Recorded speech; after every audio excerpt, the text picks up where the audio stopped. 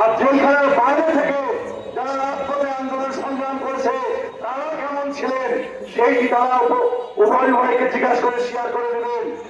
যারা মনে করবেন জেলখানায় যারা ভালো ছিল, জেলখানায় যারা শান্তিতে ছিল, আমরা রাজপথে আন্দোলন সংগ্রাম করেছিলাম, আমরা প্রতি মুহূর্তে ডিবি, প্রতি মুহূর্তে ভারতীয় ইন্টেলিজেন্স, প্রতি মুহূর্তে এখানকার আইন শৃঙ্খলা বাহিনী, প্রতি মুহূর্তে আওয়ামী গুন্ডা বাহিনীর দ্বারা বিভিন্ন আতঙ্কে ছিলাম, তাহলে পরবর্তী পর্যায়ে আমরা ধারাবাহিকভাবে এটার পরিবর্তন ঘটাবো। যারা বাইরে ছিলেন এরপরে তারা জেলখানায় যাবেন, আর যারা জেলখানায় ছিলেন তারা এরপরে বাইরে রাজপথে আন্দোলন সংগ্রাম করবেন। তারই মধ্য দিয়ে জাতীয়তাবাদী দল একটি শক্তিশালী সংগঠন হিসেবে তৈরি হয়েছে।